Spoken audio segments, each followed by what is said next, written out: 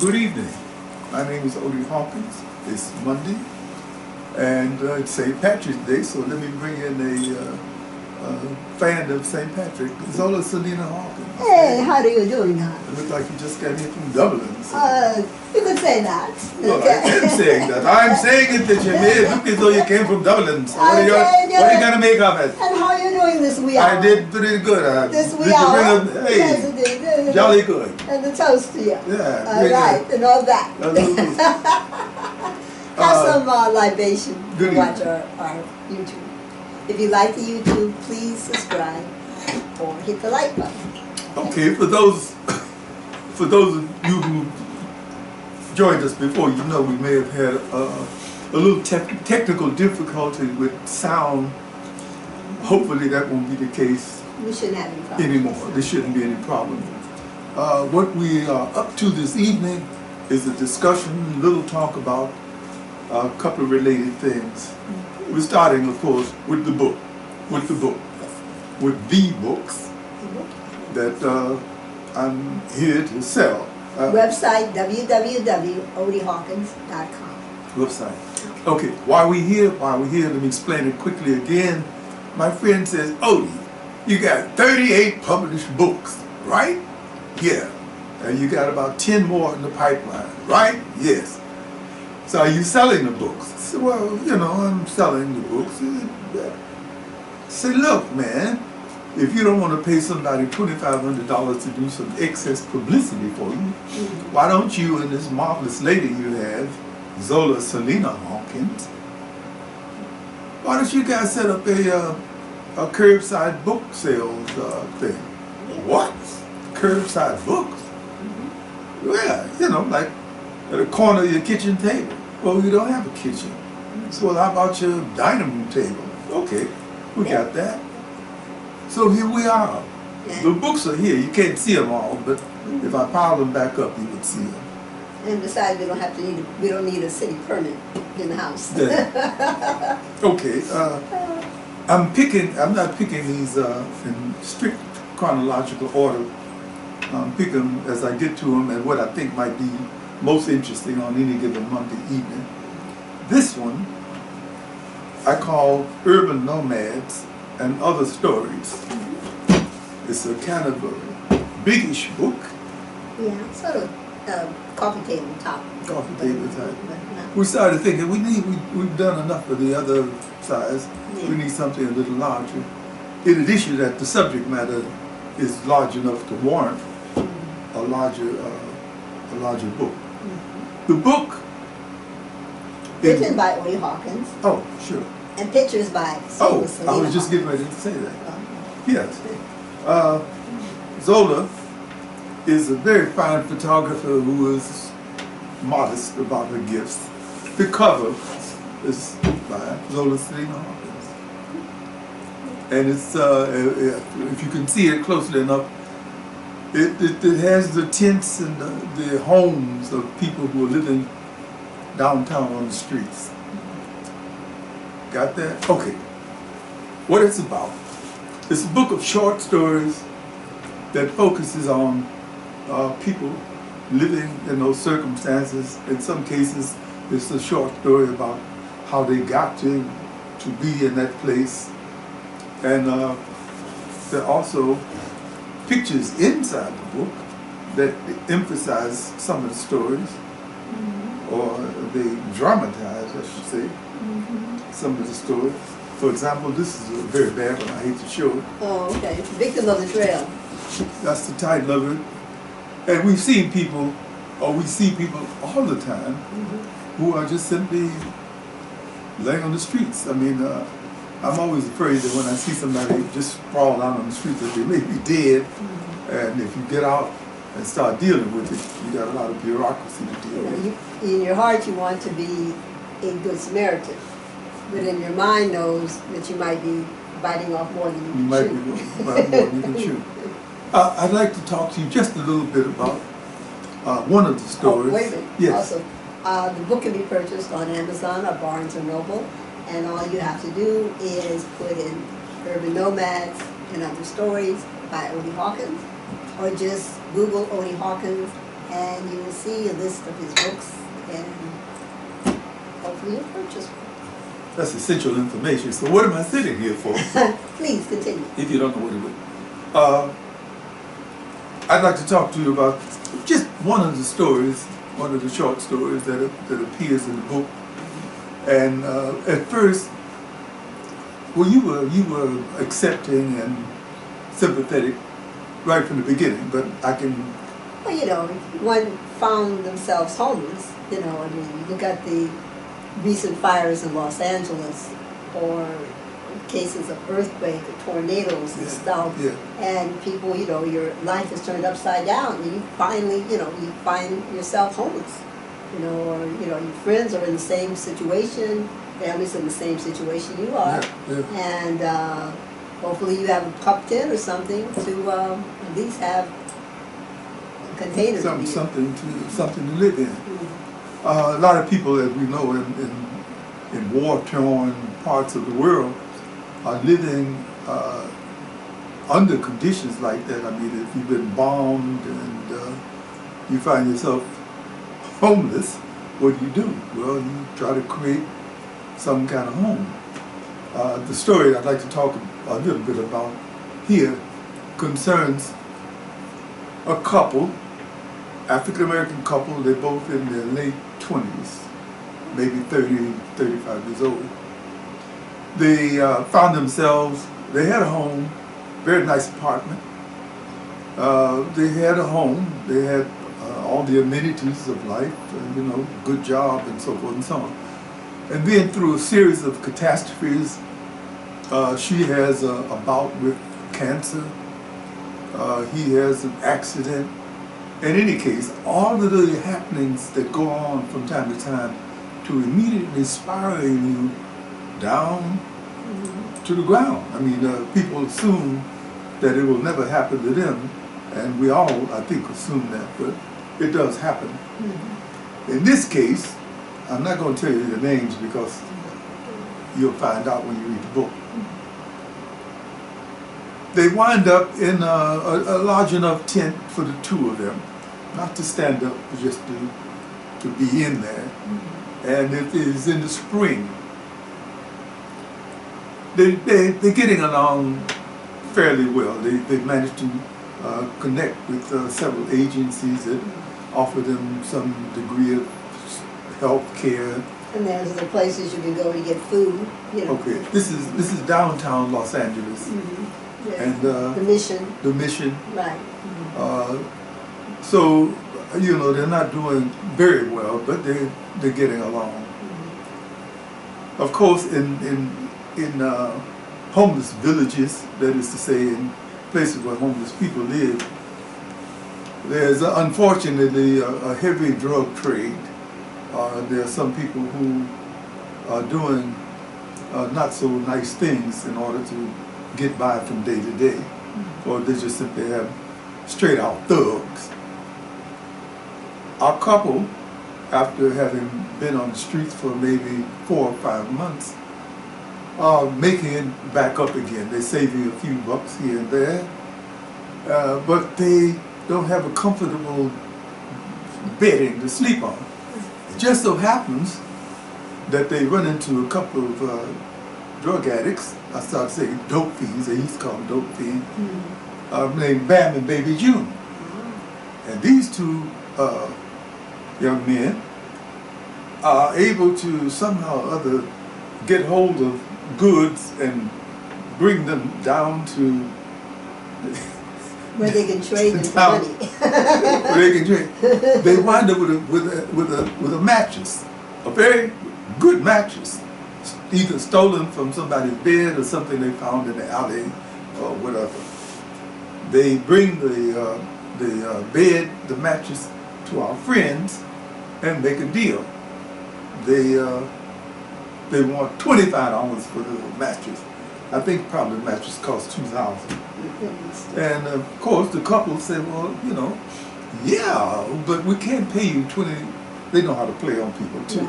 We can't pay you $25. I mean, that's a lot of money. How about $20?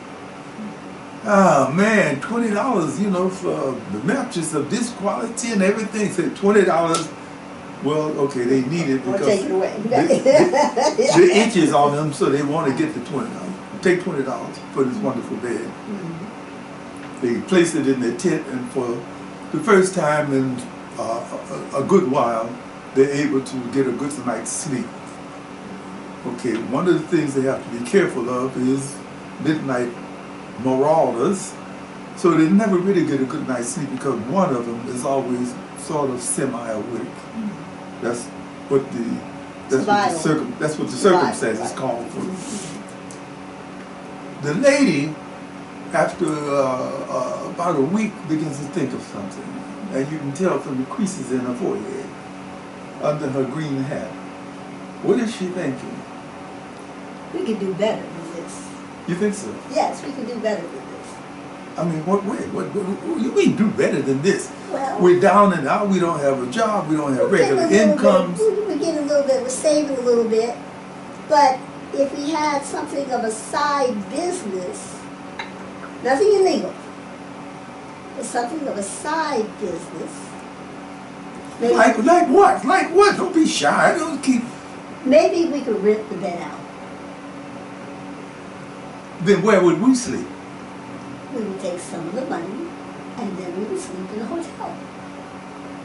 With running water, bathtub. Which one? Hot water? Hot water.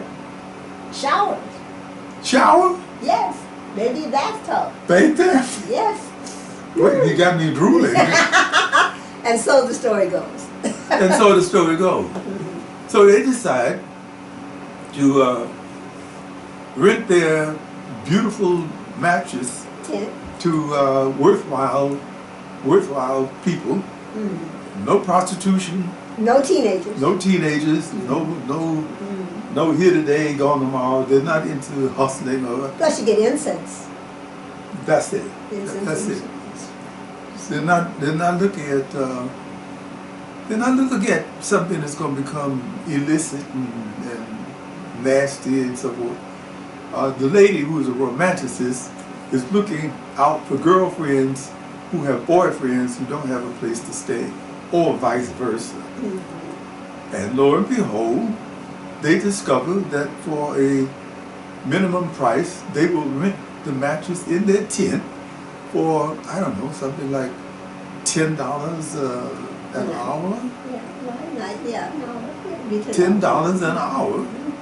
And if you happen to want to stay longer than an hour, it's $20. There you go. So they begin to accrue a little capital there. Mm-hmm. And so that goes. That's the way that story goes. That's how the love tends. They wind up becoming friendly with a number of people. It's interesting, you can go to Skid Row, and there might be people who are, like yourself, photographers who see a lot of subject matter there. You know, I've seen people want to take, I think what they would think of as interesting pictures of people who are slumped over in a stupor. They will want to take pictures of what they think of as interesting faces. This is the guy who hadn't shaved in 3 years and hadn't taken a bath in 4 years. But there's more to the environment than that. There's more to the environment than that. There are people, real, everyday, ordinary people, through circumstances beyond their control, find themselves. That's a fact that you started out with, and I think is one that you should never forget, because circumstances are determined by what happens in your life, not. Well, what's the saying? There, but by the grace of God, go on. Got that right. Got that right. Okay. The story, I won't hurt anything by explaining that what happens after a while, they become known. And of course, when they become known, and the bureaucracy discovers that they're doing business without a license, the law comes down on them. They're visited by the Downtown Businessmen's Association spokesman who says, look, you can't go into business down here without a license. What is this? And they're saying it's not really a business, but you know, you wouldn't understand that because anyway, they get into this back and forth and this hassle, and the the Businessmen Association, who have connections and power, managed to get the people scrubbed off the streets. But crime thing happens before they lose the tent. yes, what happened? A couple from not this country. From Norway. Yes, a couple who were having From Oslo, Norway, as a matter of yes, fact. okay. They were having fertility issues, and they thought maybe, just maybe. We read about you guys in the paper, and we're thinking maybe if we just relaxed and chilled out in your tent, Aye. we might have a baby.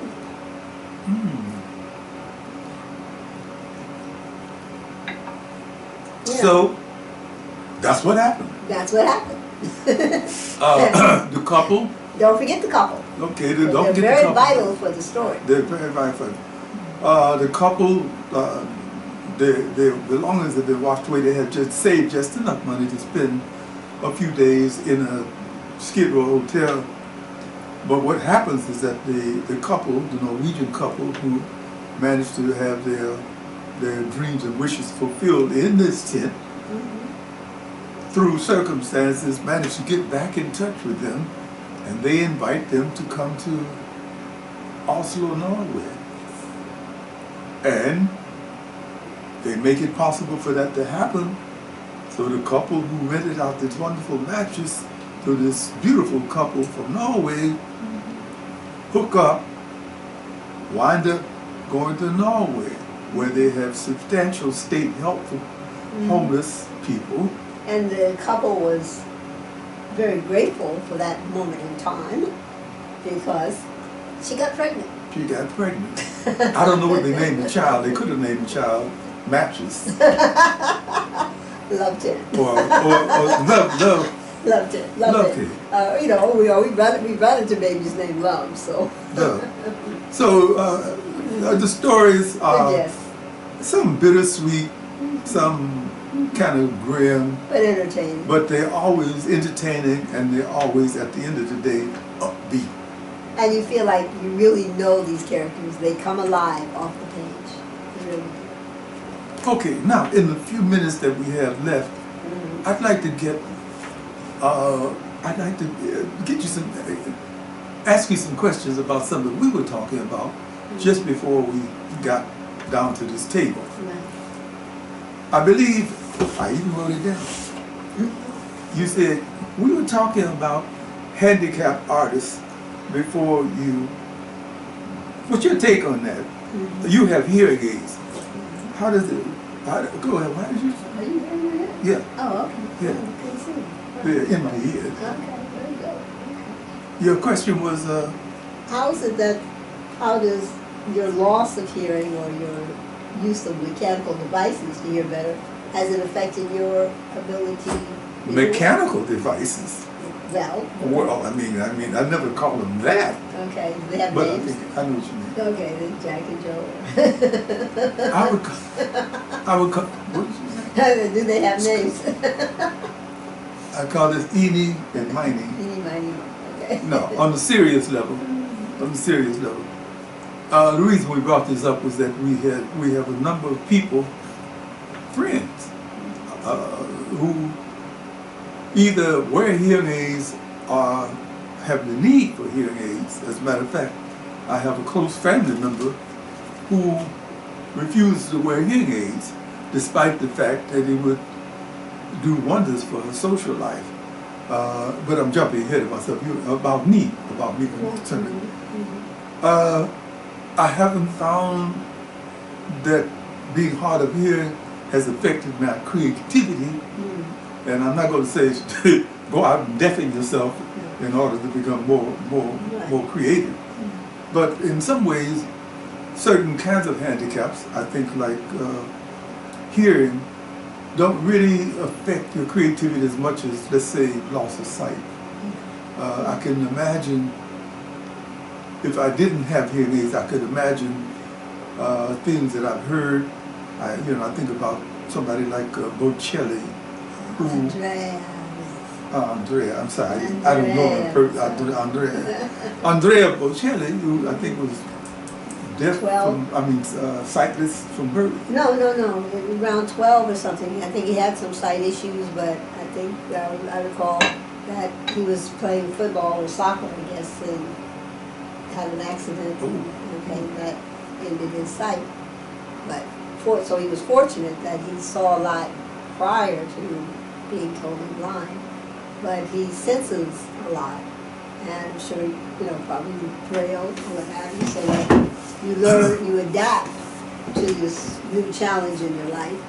But there are not many, I shouldn't say that, there are those who cannot or refuse to adapt.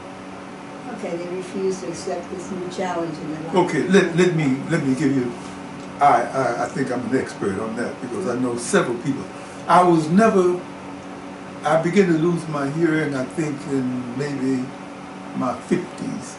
Or you begin, that's what I think.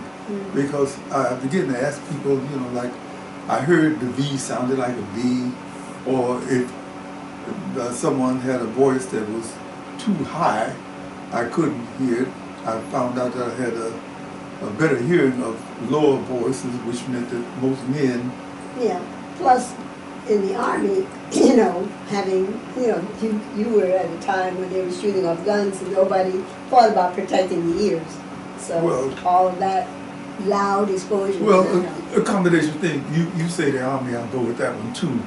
But if you grew up in a place like Chicago, Illinois, you might find this, I used to think of it as the capital of noise.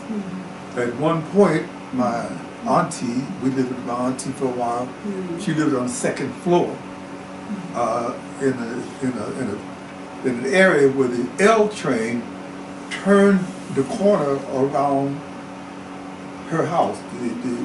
The house is here and the train was going around. And the people passing on the train used to wave because we could see each other. I likewise. I was in Hackensack and the train was right across the street. Yeah, I mean. Okay, it would shake the house. Okay. It would shake the house. But I joke about people that develop such a staccato way of talking because you've been having a conversation like this and all of a sudden the train is going around the curve, and at the time, for some reason, they didn't have rubber tires on those steel rims, so you could hear metal on metal, and people who were talking automatically stopped, and it was almost like watching what's the game the kids play? Stop. Yeah, 1, 2, 3, 4, 5, 6, 7, 8, 9, stop. Freeze. Yeah. They would freeze the conversation for the minute and a half that the train would be turning the curve, and then go back into the conversation when it managed to go all around. And so, which is true, and, so at that time, there were probably many people in the family and friends that needed hearing aids. As today, where you can get hearing aids for under $100. $90, yeah. Okay. And people, especially we women. I wanted to get to that. Men too, but especially we women. It's a matter of vanity. It's a matter. At least 3 ladies who are friends, and I'm sure they won't resent me saying this because I'm very honest with them and I love them.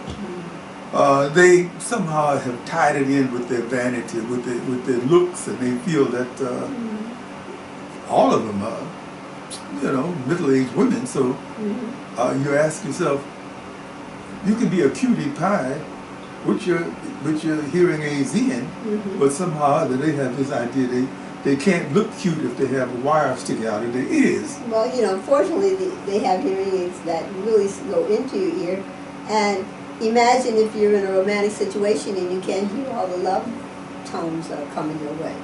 That would be just awful. Move right along. Where did that come from? That's my line. It must be that green hat you wear. I was giving you these fertile ideas. Anyway, she's true. She's right. Anyway, I found that there are 4 basic problems. The woman, man, whoever it is, they somehow, for some strange reason, feel ashamed I know at least two people, put it this way, who think that it makes them look older. Well, they're in their 70s, and they do look older than they looked when they were 50. Yeah. So now at 70, they want to try to cover the, you know, I'm thinking of the brother who wears caps that sort of somehow cover his ears no matter what season it is. I can think of a couple of ladies who wear very nice wigs and cover their ears. And it's knit caps and whatever else, you know, it's like bad enough can't hear, and then you cover your ears. well, I mean, you know, who told you? I don't know of any adverts or anything that ever suggested you should feel ashamed of being hard of hearing. Right. I think or needing glasses. Okay? Or needing glasses. You know, and you know, especially with our friend who has severe hearing problems, who doesn't want to wear glasses because he also is squinting to see, and so you know, that person is messing up their health even more because they're straining their eyes. Yeah, yeah. Okay, and you know, it breaks our heart because we care about these people and know that they would have a better quality life. Okay, yeah. Number one, we can push ashamed over to one side. I think I once heard somebody say, you can't shame someone who refuses to be ashamed. But if you have somebody who has a strong sense of shame, they can be ashamed very easily. They can self-shame themselves. And in this case, I think that's what's happening. Then you got the people who are embarrassed when you catch them without their hearing aids, because 9 times out of 10, they won't hear you as well without the hearing aids, certainly, as they would hear you with. So they go through changes. Then you have the other type. I've had a chance to analyze a few people who never stop talking to you when you're talking to them, and they talk much louder than you talk in order for you not to have anything to say, which means they won't have to listen to you or to listen hard. Tell you a couple of little funny things before we have to run out of here about having hard of hearing issues. You can have fun if you have the right sense of humor. For example, I used to hear very badly without hearing aids. I didn't know how badly I was hearing till I wound up having, not you, I'm not going to bring you into this, although you have had a role in it, because you've spoken to me about things that are of consequence, things that were important, things that you wanted me to know about. And I was sitting there hearing other things. For example, yes. For example, I believe you asked me one day, did you go check did you close the gate? And I thought she said, did you bury the snake? So I'm saying, what snake? I got to be cool about this. I don't know why she'd be asking me about snakes, but I got an answer for you. So yeah, I buried the snake. And see, it was because I was getting these strange answers that it dawned on me finally that he didn't ask me, what did you say? He just decided to give me an answer. Yes. To whatever I had said. Well, that's the creativity part. I was deep into that for a while. I know. Whatever anybody said to me, I had an answer for. Took more than a minute for me to figure it out. Okay, what broke me of the habit, I think, was being, as I have done from time to time, as I do from time to time, in order to try to sell some of these books, I'm at a public gathering, and lo and behold, somebody makes the decision to have the audience ask me questions about me. And it goes something like this. Mr. Hawkins,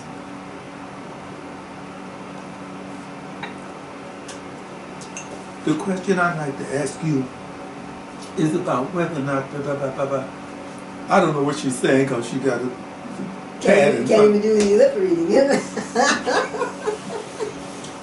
So, I go Dylan Thomas on them.